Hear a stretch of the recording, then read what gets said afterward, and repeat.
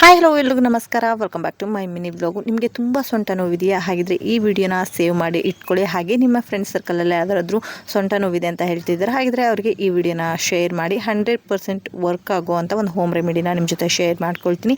ಇದನ್ನು ನಾವು ಅಳ್ವೆ ಬೀಜ ಅಂತ ಹೇಳಿ ಕರಿತೀವಿ, ಕೆಲವೊಂದು ಕಡೆ ಆಳ್ವ ಬೀಜ ಅಂತಲೂ ಕೂಡ ಕರೀತಾರೆ.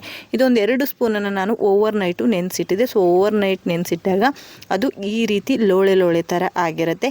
ಇದನ್ನು ಒಂದು ಪಾತ್ರೆ ಹಾಕ್ಕೊಂಡು ಅದಕ್ಕೆ ಅದರ ಅರ್ಧ ಬೌಲಷ್ಟು ನೀರನ್ನು ಆ್ಯಡ್ ಮಾಡಿಕೊಂಡು ಇದನ್ನು ಕುದಿಯೋದಕ್ಕೆ ಇಟ್ಟಿದ್ದೀನಿ. ಇದು ಚೆನ್ನಾಗಿ ಕುದಿ ಬರಬೇಕಂದ್ರೆ ಆಳ್ವ ಬೀಜ ಅಥವಾ ಅಳ್ವೆ ಬೀಜ ಚೆನ್ನಾಗಿ ಬೇಯಬೇಕು. ಆ ರೀತಿ ಇದನ್ನು ಬೇಯಿಸ್ಕೋಬೇಕು.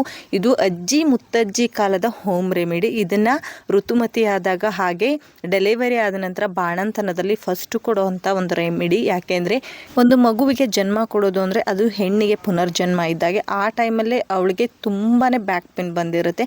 ಅದನ್ನು ನಿವಾರಣೆ ಮಾಡೋದಕ್ಕೆ ಬೆಳಗ್ಗೆ ಎದ್ದ ತಕ್ಷಣ ಹಾಳು ಹೊಟ್ಟೆಗೆ ಈ ಒಂದು ಹೋಮ್ ರೆಮಿಡಿನ ಮಾಡಿ ಕೊಡ್ತಾರೆ ನೋಡಿ. ಈ ರೀತಿ ಚೆನ್ನಾಗಿ ಅಳ್ವೆ ಬೀಜ ಬೆಂದಿರಬೇಕು. ಇದಕ್ಕೆ ನಾನು ಬೆಲ್ಲನ ಆ್ಯಡ್ ಮಾಡ್ತಾ ಇದ್ದೀನಿ. ಸಕ್ಕರೆನ ಆ್ಯಡ್ ಮಾಡೋದಕ್ಕೆ ಬಿಡಿ, ದಯವಿಟ್ಟು ಬೆಲ್ಲನೇ ಆ್ಯಡ್ ಮಾಡಿ. ಬೆಲ್ಲ ಯಾಕೆ ಅಂದರೆ ಬೆಲ್ಲದಲ್ಲೂ ಕೂಡ ಕಬ್ಬಿಣಾಂಶ ಇರೋದ್ರಿಂದ ಇದು ನಮ್ಮ ಮೂಳೆಗಳನ್ನು ಗಟ್ಟಿ ಮಾಡೋದಕ್ಕೆ ತುಂಬ ಹೆಲ್ಪ್ ಮಾಡುತ್ತೆ. ಬೆಲ್ಲ ಕರಗೋವರೆಗೂ ಅದನ್ನು ಕುದಿಸ್ಕೊಂಡು ಇದಕ್ಕೆ ಹಾಲು ಅಥವಾ ತುಪ್ಪ ಹಾಕೊಂಡು ಕುಡಿಬೋದು. ಇದು ಬರೀ ಹೆಣ್ಮಕ್ಳಿಗೆಲ್ಲ, ಗಂಡು ಮಕ್ಕಳು ಕೂಡ ಈ ಒಂದು ರೆಮಿಡಿನ ಯೂಸ್ ಮಾಡ್ಬೋದು. ನಮ್ಮ ಮನೆಯವ್ರಿಗೆ ಬ್ಯಾಕ್ ಪೇನ್ ಅನ್ನೋದಕ್ಕೆ ನಾನು ಈ ರೆಮಿಡಿ ಮಾಡ್ಕೊಡ್ತಾ ಇದ್ದೀನಿ. ಇಷ್ಟ ಆದರೆ ಫಾಲೋ ಮಾಡಿ. ಬಾಯ್.